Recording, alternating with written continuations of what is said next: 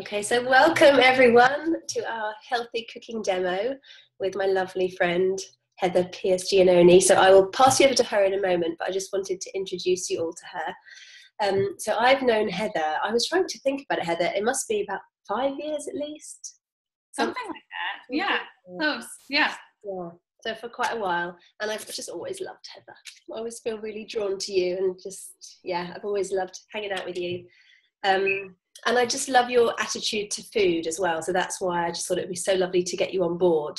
I was just looking through your website a little while ago, and one thing that really jumped out was instead of making food choices around how is this going to make me look, or calorie counting, it's more how is this going to make me feel. And I know you work with a lot of entrepreneurs, so it's more like how is this going to affect my performance.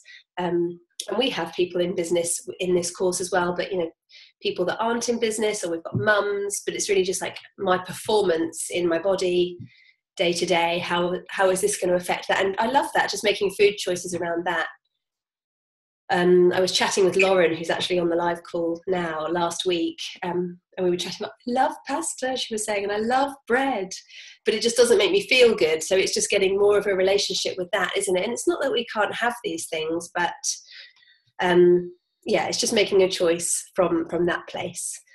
So anything else I need to introduce? I think that's pretty much fine. I'm going to send you some links to how you can get in touch with Heather at the end of the call. Hi, little kitty up there. Babylon's got a kitty. Oh, hi, kitty. And it just slightly excused the state of my kitchen. We moved in a year ago, and I actually have tarted the kitchen up, would you believe?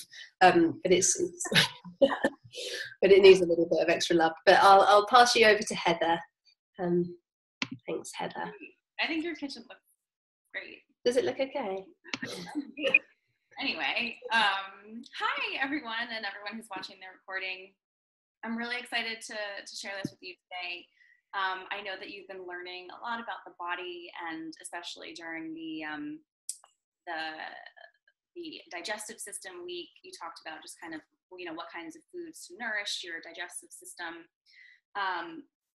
So what I found, I don't know if you guys have noticed this too, but when you're like in a really like calm, relaxed state, it's really easy to like eat lots of fresh vegetables and take your time to make like a really nourishing meal. But our life's not always like that, right? Like we have kids, we have work, we have stresses. And one of the things that I always notice is that if I have like a really tough week or a crappy day, it gets a lot harder to make smart food choices because we don't have a lot of time. So what I'm really excited about showing you today is like how you can kind of whip together or pull together a meal that's actually nourishing and healthy for you in less than 10 minutes. Like when you're kind of craving that like comfort, like I really want takeout today, or I really just want to go home and like pull out a bag of chips and like sit on the couch and watch TV. Like this is my substitute meal for those kinds of days. And the really cool thing is that all of the ingredients in this meal are really easy to keep on hand all of the time. So you don't have to worry about, oh crap, I'm hungry, I have nothing in the house, I need to run to the store. As long as you keep these things on hand, you can pretty much make them in 10 minutes, like whenever you want. So is anyone actually cooking along with me today? I am. Okay. That's the reason. I wonder if Lauren's here, but I can't see her video, so maybe Lauren.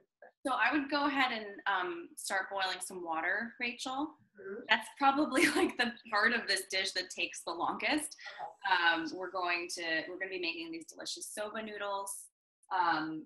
So we just want to get the water boiling before we put those in the pot, obviously.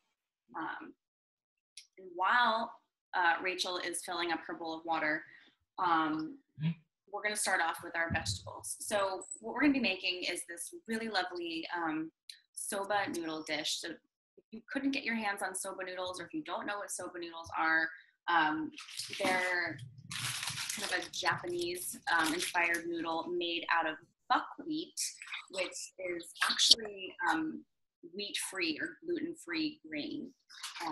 So if anyone has any digestive troubles with gluten, you can look for buckwheat soba noodles. They also have like soba noodles. They have rice noodles. Or if you don't want to eat any grains at all, you can also buy, like, I'm sure you've seen those like zucchini or like squash noodles that you can get like in the produce section of the grocery store. So whatever works for you, but like just some kind of like noodly thing. So we're gonna cook those up, but while we're waiting for the water, almost every single meal that I make, I like to make sure that I'm adding in some kind of greens. So I know that we've talked about the superhuman breakfast and starting off your day with like really nourishing green vegetables. So like, as Rachel was saying, like thinking about not how your food's going to make you look, but how it's going to make you feel. I know, like, anyone who's here, if you want to just type in the chat, like, how do you notice you feel when you have something like a leafy green vegetable versus when you don't? My air conditioning has not kicked in yet.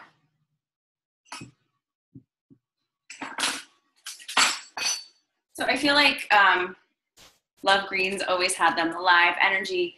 Yeah, because they have like a really light energy. They kind of like grow up towards the sun, so they tend to give us this like really kind of light energy. So when I'm cooking, what a lot of people do when they're cooking or when they're eating, they're thinking about all the things they shouldn't have, right? They're like, oh, I can't have sugar, or I shouldn't have gluten, or I shouldn't have dairy. And we're just like constantly stressed out about the things that we need to cut out. But what I like to do instead is think about like, what kind of nourishing foods can I add in? Like, one of the best being some kind of leafy green vegetable. What kind of nourishing foods can I add in so that the more you add those in, you kind of start to crowd out the foods that you quote unquote shouldn't have. You have less room for them. So then you kind of don't really need to rely on your willpower to cut those foods out anymore. You're just like naturally making less room for them by adding in the super nutritious foods. So I always have some kind of green. We're going to use broccoli today, but you can use any kind of leafy green vegetable in this dish. So if you have spinach on hand, if you have kale, the really great thing about broccoli is that it's really good frozen. So I always buy a couple of bags of frozen broccoli to keep in the freezer for like total backup when I have nothing in my kitchen and I need something good. You can also toss frozen broccoli into this dish. So taking out my cutting board and my broccoli, and I'm going to show you a couple of knife tricks. So what I've noticed is, like, why do people not cook? Like, what's like the biggest reason for not preparing your own meals? Anyone? Too what? Tired. At the end of the day. Oh. Right? Because it takes too much. Yeah. Yes. Lack of inspiration, maybe. Yeah. Yes. It takes too much time. Yeah. So normally, at least when I speak to people, the thing that takes the most time or feels like you're too tired to do it, it's not really like the cooking, like assembling things in the pan and stirring them. Like, that's pretty easy. It's like the chopping and the prepping. Like, that's the part that kind of takes a long time, can feel like a pain sometimes. So one thing that can help you really whiz through your food prep is becoming better friends with your knife and like really kind of honing your knife skills, because using a knife really is a skill. So a couple things whenever you're chopping anything. So here's a nice chef's knife right here. You should have one of these in your kitchen, a nice sharp knife. You can go and get them sharpened. I just like Google knife sharpening in my area, and I try to do it like twice a year. The sharper the knife, the more effective it is, and the faster you'll be able to cut through your food. So you have your knife here and you have the handle. So what most people do, which is, feels pretty intuitive, is they hold their knife like this, right? They hold it on the handle. But actually, the best way to hold your knife is if you choke up on the blade, meaning you actually put your thumb and your forefinger on the top of the blade itself. So you're holding like closer to the blade. So that's going to give you a lot more control and power as you're cutting through, so that you can like move through your food faster and with more control. Other thing, as you're cutting, so I'm actually going to use this broccoli stalk as an example. What a lot of people do is they cut like this, right? They slice down, and that can take a really long time unless you're like one of those master chefs you see on like the Food Network who's like, so what I like to do is make sure that the blade never leaves the cutting board. So what I mean by that is that when I make a cut, the tip of my blade is pointing down, and I just push down and forward with my blade. And then to make the next cut, I just tip it up to the tip, drag it back as if it's like ice skating on the cutting board. So this is actually my cutting motion. If you notice, the blade never actually leaves the cutting board, and that gives me a ton more control. So if you notice,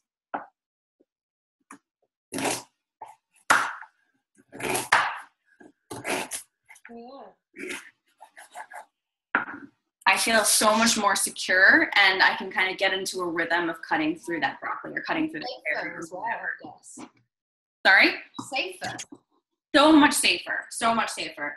And so speaking of safety, the other thing you want to be aware of is with your guiding hand. So you have, you're choking up on your knife and you're pushing down and forward like an ice skate. And with your guiding hand, what we all tend to do, because it's just natural, is to hold whatever you're cutting like this. What we want to do is make a bear claw with our hand so that your fingertips are actually on, like gripping the vegetable, and your knuckles are the first thing that the knife would hit. So if you notice, as I'm cutting, the middle part of the blade, not the sharp part of the blade, is going to be the first clue to my hand that, hey, I'm getting close, it's time to move your fingers back. And then you can slowly and safely move your fingers back, versus this, which I've done way too many times and I'm not paying attention. You're cutting, the first clue is your fingertip or your nail that gets sliced a little bit. So just another way to just move through your food nice and quick is to use the bear claw. And then you're just gonna push down and forward, push down and forward. And while I'm doing that, I'm pushing my hand into the blade, kind of like an isometric action here. So they're pushing into each other, and it starts to feel like much, much safer. You're like almost guiding your hand back with that non-sharp part of the blade. Does that make sense? That's really cool, yeah. Yeah, cool. All right, so for the broccoli, we're gonna just cut the broccoli florets into bite-sized pieces. So I just kind of like gently go around with my knife and just like pick them off of their little tree trunk here. And you can save the stalks. I'll show you how to make a little snack out of that if we have time. But there's actually a lot of nutrition in the stalks. Most people throw them out, which is so sad, because they can be really tasty and crunchy and a nice thing to nibble on while you're waiting for your dinner to cook. So I've got my broccoli here. Just cutting some nice bite-sized pieces. So anytime I'm cooking, I'm trying to think of like how I can kill like 2 or 3 birds with one stone. Like, how can I use my heat source to cook multiple things, especially if I'm in a rush. So today, we're gonna cook our broccoli in the pot with our noodles so that we don't have to clean another pot. We don't have to worry about getting anything else out. But of course, if you prefer to cook your broccoli another way to give it some extra flavor, sometimes I like to roast the broccoli and then put it on top of my noodles afterwards. It's just an extra step, so it's kind of up to you.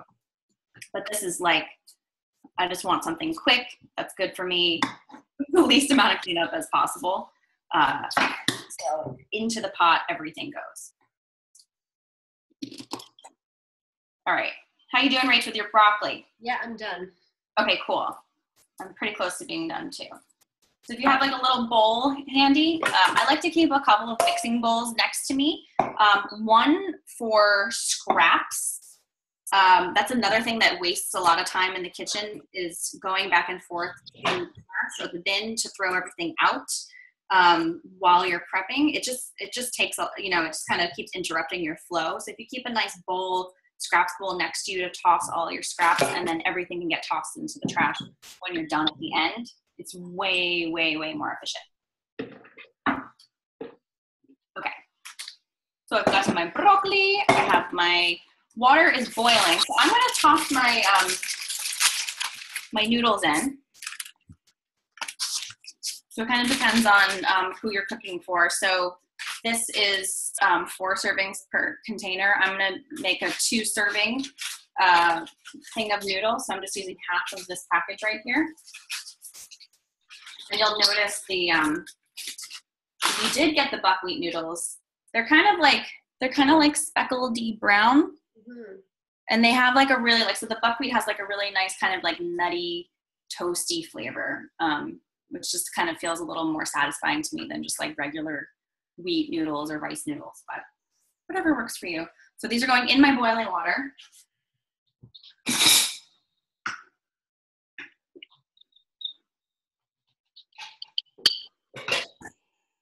One thing to be aware of is when you are cooking with anything that doesn't have wheat. So we gravitate towards these things that are gluten-free. But the gluten actually gives the noodle a kind of nice, like bouncy consistency. So the absence of the wheat or the gluten can make it kind of sticky. So you want to make sure, especially if you're using like full buckwheat noodles, or you're using rice noodles, or you're using sweet potato noodles, anything that doesn't have wheat in it, you want to make sure you stir it up the second you put it in the pot, because what sometimes happens is they'll all just like stick to the bottom of the pan, and you'll have like it'll just look exactly like this when you take it out, but cooked and all stuck together. So just keep that in mind, that you have to give it like a little bit of an extra stir if you're using any of the gluten-free versions of noodles. That's definitely happened to me. And with pasta as well, because we use a lot of gluten-free pasta, like spelt pasta or something. Yeah. Okay, that's totally. Yes, so added salt to the water for the noodles. Good question, Babs. Yes. Because that's going to help. I'm going to put my broccoli in now too. That's going to help with the greens. Salt helps keep the chlorophyll, which is like, I can't even explain for it. It's too early in the morning to explain what chlorophyll is, but it's what makes the greens like really nice and bright and green. It's kind of like the blood of the plant.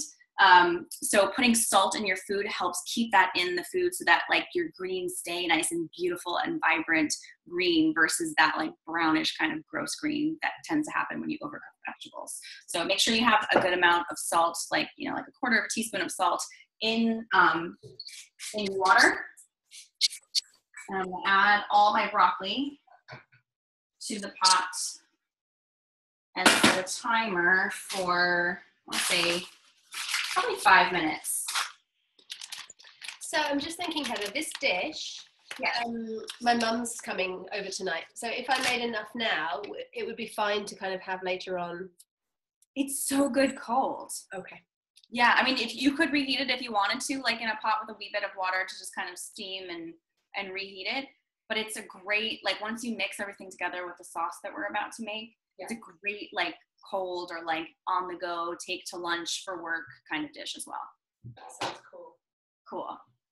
All right, so while that's cooking, so one thing I have noticed about any kind of these like soba noodles, the directions usually tell you to cook them much longer than you need to.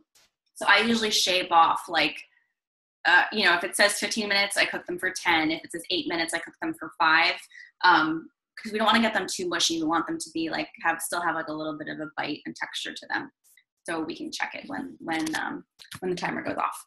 So I'm gonna grab a little jar or a teacup, or like a Pyrex cup or something. We're going to make this amazing sauce to put on our noodles. This sauce, when I was in nutrition school and I was learning about like all these like new amazing vegetables that I'd never had before, one thing that we were learning about was like kale. It was like before kale was cool, and like we were learning about how it's like one of the most healthiest green vegetables in the world. And I was trying to figure out ways to get my husband to eat it. So I was just like playing around with different ingredients in the kitchen, and I came up with this peanut sauce. And I gave it to him with the kale. And then like literally every night he would be on his way home from work and he'd call up and he'd be like, dude, can you please make that peanut sauce and the kale? Like I'm craving it. I need to have it. So that was kind of like his gateway drug in eating more greens. That's cute. So super simple. What we're going to do is take a jar or bowl, or a little bowl or something. And it's basically 2 tablespoons of each ingredient. So we're going to take a tablespoon of unsalted, and that is key. Unsalted is key because we're putting soy sauce in it, and soy sauce is salty. So if you have salted peanut butter and the soy sauce, it's no good. Unsalted peanut butter, almond butter, or even sunflower seed butter if you are allergic to peanuts or you don't care for peanuts. I'm using almond butter right now. So 2 tablespoons of the nut butter. And this is just going to give like kind of like a nice hearty texture to the noodles. Just really makes them a little bit more satisfying. Next ingredient. This is one of my secret ingredients. Always keep it on hand. If I'm really lazy, all I really need is this toasted sesame oil. And it just, like, you really don't need anything else. So it's exactly what it sounds like. It's just toasted sesame seed oil. And if you, Rachel, were you able to get your hands on some? Yeah. Cool. Oh my God. It has like just this most amazing. I love it. I love it. I've got a few dressings that I use the toasted sesame oil. Oh, it's just wonderful. So, I mean, if you're like really in a pinch and you don't even feel like making this, like just this over the noodles or just this over vegetables makes them like 10 times more tasty, personally. So we're going to do 2 tablespoons of that as well. 2 tablespoons of the toasted sesame oil. Woo! Yum. Oh my God, it's so delicious.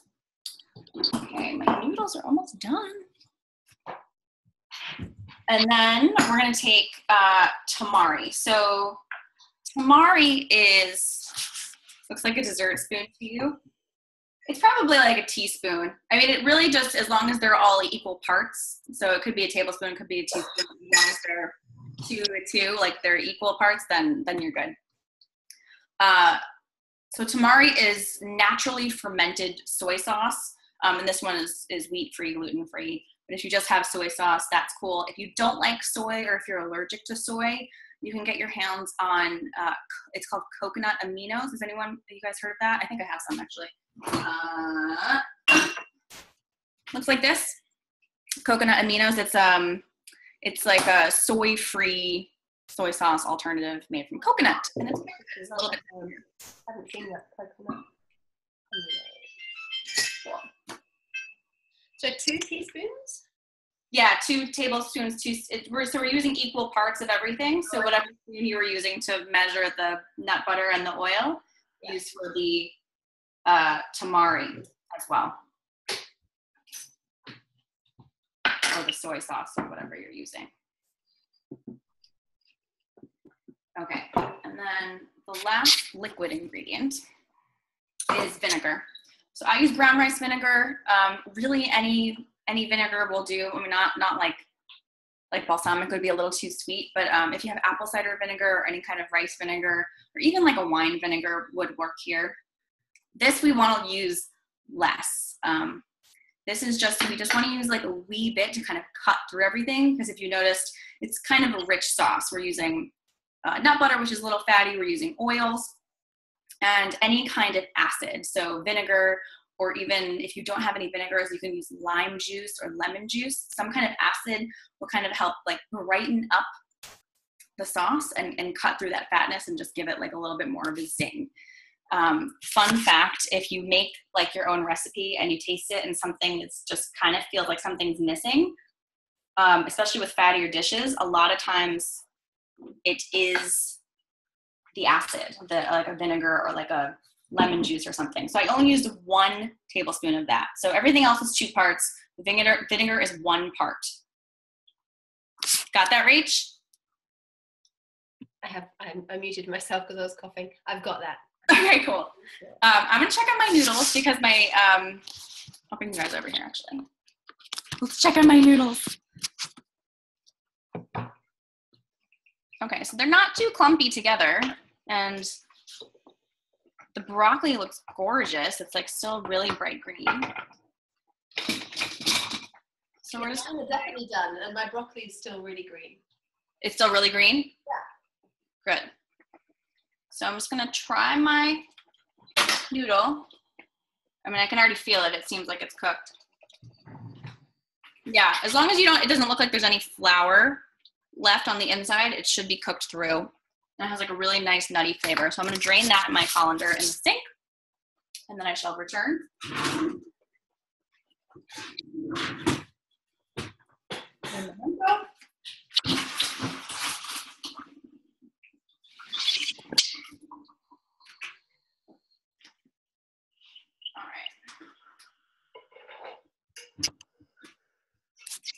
There we go. Okay. So we'll have that wait while we're finishing up our sauce. That was like, what, only 5 minutes to cook. Mm-hmm. And, you know, if I wasn't talking you through this, I would have whisked this whole sauce together in less than a minute. So really is like a 10-minute meal. So all my sauce ingredients. One extra ingredient, Rach, that I think I forgot to put on the shopping list. This is totally optional, but just like an extra flavor, extra like nutritious thing that I like to add is some grated ginger. Ooh. So ginger helps with digestion, but it also just adds like a more like kind of peppery, like pungent, spicy aspect to the sauce. And the longer it sits in the sauce, the more flavor it gives. So if you have any ginger, or if you want to try this next time you're making it, I usually just like grate like a tablespoon or a teaspoon. It depends on how much ginger you like. I love ginger, so I put a lot. But it's totally up to you. If I'm making it really quick, I might skip it. Garlic, like minced garlic would be nice in here too. Oh, okay. Yeah. It's like any kind of like aromatic vegetable. We'll just give it like an extra layer of flavor. But I love the ginger.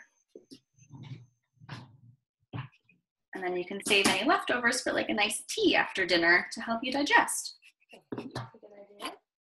So I saw a lot of questions on the Facebook group about, you know, what should you be eating for dinner? Or like, why is this like a helps you fall asleep kind of meal? So I don't know if you remember from, what was it, 2 weeks ago that we did the abdomen and the digestive system, Rach? Yeah, it was 2 weeks ago. Yeah, so I don't remember if Rachel was saying that food can sit in your stomach for up to like, I think it's like 4 to 6 hours, especially if you ate some kind of protein, like an animal protein, like steak. Yeah. The proteins take longer to digest than carbohydrates. Carbs can take like 2 to 3 hours, where protein, like animal protein, meats, can take like 4 or more hours to digest. And digesting your food, it takes up a lot of energy. Your body's using energy to break down your food. So if you go to sleep with your stomach still working through what you had for dinner, like a piece of steak, it's going to be harder for it to do its other function, which is help you fall into a deep, restful sleep and kind of process everything that you digested that day and do its detoxing and basically do all of its jobs, because it's like, hey, I'm still like working on this steak right here. So as much as possible, especially if I need to get a good night's sleep or I have a really big day ahead of me, I try not to have animal protein for dinner and make it more of like a vegetarian meal and have my protein at lunch when I have more time to like really break that down. Do you notice that as well, Rachel? Definitely. And I was just thinking when you were saying that, you know, it's one thing falling to sleep, but it's like then your body's going to function on a much clearer level, isn't it? If it's really had all of that time to rest and rejuvenate and heal. And that's partly why we sleep. And if it hasn't been able to have the energy to do all of those things because it's been just digesting, that makes a huge difference. I mean, I wonder whether that's why people wake up tired the next day, even if they've had like, you know, enough sleep. I guess it could be part of it. That's quite interesting. But it can be a challenge not to have protein because, you know, my husband comes home, you know, not that we eat a lot of meat anymore actually, but, you know, a couple of times a week we'd have, I don't know, some kind of roast chicken or something. And I guess it's okay every now and then, but no, it's a really good pointer to bear that in mind, less protein and more veg. Yeah. Or just notice, eat a more vegetarian heavy meal one night and then, try having chicken or steak and see if you feel any different, then there's your clue. And if you don't, then hey, maybe you have like superhuman, really wrapped up digestion. You don't have to worry about it. Yeah. So it could be an individualized thing as well. Barbara says, what about fish protein? I noticed that fish, just because it's a little bit lighter, I do like if I really do need protein at night, fish tends to be a little bit easier on me. I don't know if that's a personalized thing or if there's science to it. Have you noticed that, Rachel? I don't know that I've noticed it, but thinking about it, it just seems like fish is softer as well, isn't it? You can just imagine that it wouldn't take so much for your digestion to have to break it down. Yeah. I mean, I don't know whether I guess it's still got the protein in it, but it just feels, because it's softer, I don't know. Yeah, I love fish, but my husband doesn't love it, so I don't eat as much as I would like to. But my dad, he sent me a photo yesterday. He went fishing and he caught, I don't know what they were, but 3 huge fish. And I'm going home this week, so I'm like, right, put those in the freezer. So I'll let you know. We're going to have them one evening this week. Perfect. Okay, last piece of the sauce is, if you notice, it's now that we've mixed all those ingredients together, it's a little bit thick. I mean, it almost like another nut butter that's like a little bit softer. Yeah. My husband loves it this way. This is how he puts it on his vegetables. I prefer more of like a sauce or a dressing consistency. So I will add a little bit of liquid until I get it to my desired consistency. So normally I will just use water and I'll just put like a teaspoon at a time and just keep whisking until it gets into a nice consistency. But if you want to add some extra flavor to make it a little bit richer, you can use some coconut milk. So I'm going to do that actually. I'm going to get the cream off of this coconut milk because I don't want that. And I'm just going to, a wee bit at a time. So more the water of the coconut milk. Excuse me? Are you putting in, it's more the water rather than... Yeah, I took like, you can use a little bit of the creamy stuff if you'd like, but I'm using more of the milky part and not the coconut cream. See, already it's much better. It's like a little soupier. Yeah, this is actually perfect for me. So I only added about I would say a teaspoon's worth of coconut milk. And now I have like this perfect consistency.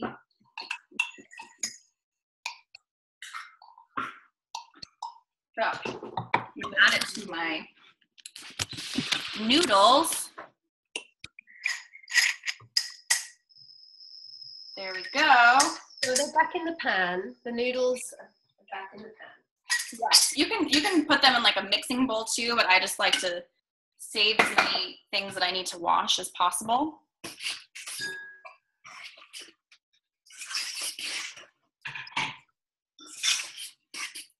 And if you have any like frozen peas in the freezer, that would be a great thing to add here too. It just gives like an extra pop of color and like texture. I'll put the peas right in the colander so that when I drain the noodles, the hot water in the noodles, they kind of defrost the peas for me. Adds like extra cool texture. Oh, yum, this looks so good. It's amazing. I just had breakfast, but I kind of want this already. It's lunchtime here, so it's like perfect. Oh, perfect. All right. So we can serve ourselves a bowl. Where are my bowls? There we go. I'll show you a couple of cool garnishes that you can put on it. Smells amazing. Oh, it smells so good. The broccoli really gets in everywhere. Okay.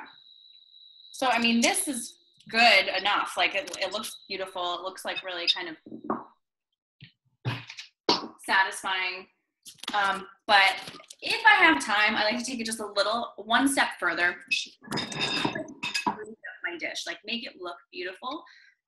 Because we eat with all of the senses. We see something that looks like colorful and luscious, and like we like already start to like I notice when I feed my dog, like when I'm preparing her food, she starts like salivating and licking her lips. Like her digestive process has already started when she notices that I'm making her food, like before she's even started eating.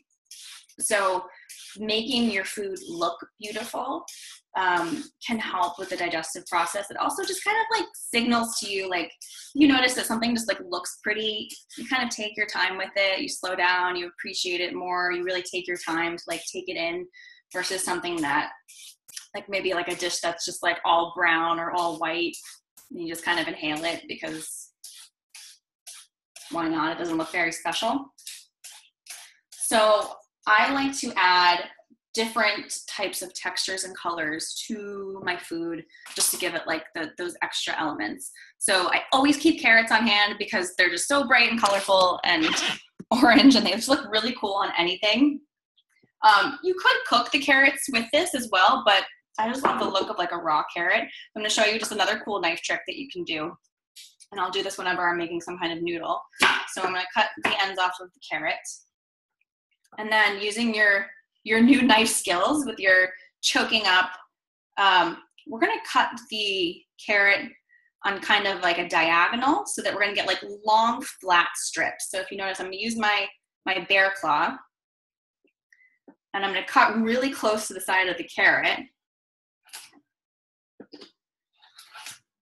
So you see that? I'm getting like these flat, long diagonal strips. So I'm just going to do a few of those. Okay. And then we'll take those strips, stack a couple on top of each other, maybe like 2 or 3. And then again, this might take some practice. I'm going to make my bear claw and really make sure I have a lot of control in pushing the blade into my finger and my finger into the blade. I'm going to make like the thinnest cuts possible through that little stack. So that's actually how you make matchstick carrots. I used to see these at salad bars, and then like I loved putting them on my salad because they're also nice, and like the crunchiness didn't take up too much of my salad, and I could never figure out how to do it without getting out like some big machine. And that's all you do. You just stack up the flat pieces. You have your own little matchsticks. So these are like a little bit too long, so I'm going to cut them in here. And then they just look so beautiful. You can just like sprinkle them. It looks so cute. On top of your noodles. Oh my gosh, it looks amazing. I know. And then some kind of like nut or seed also. So I always have toasted sesame seeds on hand. Some like roasted peanuts like chopped up would look really cool here too. And then just like extra element of color and texture. Cool. Boom. Wow. And that's our noodle dish. That looks amazing. Cool. Can you see mine? It's so pretty. Wait, unpin me so I can see it in the big screen. Let me spotlight my. Oh, it's so gorgeous. What a pretty bowl. No, so pretty. I love it. Oh my gosh. Thank you so much. Awesome. I love how you said about having the broccoli in the freezer. I've never done that. I don't really have that many veggies in the freezer, but it's a really good idea. Such a nice backup. Yeah. You're really in a jam. Yeah, I'm going to definitely do that. Yeah, it looks amazing. I love that. Thank you so much. You're welcome. Oh, I can't wait to dig into that. So you had a magic ingredient to always keep on hand. Which was that? Oh, the tamari? The toasted sesame oil. Oh, the toasted sesame oil, yeah. I mean, really all of these things. Like, all these things are easy to keep on hand, and you can make this literally whenever you want. Yeah. The base ingredients, like the broccoli and the noodles, you can make that so many different ways. If you didn't feel like making the sauce, you could just put a little bit of the toasted sesame oil and like a little bit of soy sauce on it. Yeah. I have some pesto in my fridge, so maybe tomorrow I'm going to make it this way, and I'm going to put pesto on it instead of the peanut sauce, tomato sauce. Like there's so many different ways that you can do it. And then you can just, like you said, add to it, can't you? Put your spinach in it, you could put some protein in it, as in like a chicken or some fish or. Yeah, if I'm having it for lunch and I want some more protein, if you pre-cook some chicken, or sometimes if I really have a busy week, I'll either roast a chicken or I'll buy one of those pre-roasted rotisserie chickens in the prepared food section at the store, and just like as I need it, I'll pick apart some and I'll sprinkle it on top of my noodles, or like baked tofu, not having animal protein, or an egg. Yeah. Perfect on top of this. Yeah. Same pan, the pan is already hot, so you've already drained your noodles, you've used the heat from that hot pan, put a little bit more oil in there and cook up an egg and then toss it together. Put a little bit more oil and then do like a poached egg, is that what you're thinking? Or you could do a poached egg if you wanted to in like water, or just like a hot pan, a little oil, and you can the egg or fry the egg and then just put it on top. Yeah. Oh, thank you so much. I feel like you've got so many tips for us. So many magic easy tips, and that's just what I need. Like, it's just, how can I make it easy so I can do this and fit it into my life? Because we all I think most of us want to eat well, don't we? We totally feel better, it's delicious. It's just like knowing, how can I make this really simple and really easy so I actually do it? Exactly. Yeah. So start small, keep these ingredients on your shopping list at all times and replenish them when you need, and you can start to add to like kind of your repertoire of like back pocket meals. But let's start with this one. Yeah. You'll probably start to come up with ideas and morph it into different things as you go. Yeah. That's so awesome. Thank you so much. So how can we find out, how can we find out more about you, Heather? You can go to my website, heatherpierceinc.com. And that pretty much has all the ways you can contact me. And it should have a link to my YouTube channel. Just shot a couple videos, so I'm going to be putting this really amazing sweet potato dish up soon. So. Oh, good. That sounds good. And I loved your Cinco de Mayo soup. The tortilla soup. I'm just going to talk about that always. It's so delicious. That took a little bit longer to prepare, but it's delicious. That takes a long time to prepare, but you can make it in bulk. Like any kind of soups you make in bulk, and you can freeze half of it, and like it just lasts so long. So it's kind of like put the time front, and then you don't need to spend any time. Yeah, that's a great idea. Thank you so much, and I'm sure there's more to come. I think you've got lots of inspiration for us. Cool. Thank you. It's so fun to be a part of this. I'm loving the videos. I'm loving the live classes. And, part of it. Oh, I know. I'm so happy to have you as part of it. If anyone has any questions, I'm in the Facebook group, and I hope you all make this dish. Thank you so much, love. Thank you so much, and I'll catch you soon. Hey, right, take care. Have a great day, everyone. Bye. Bye.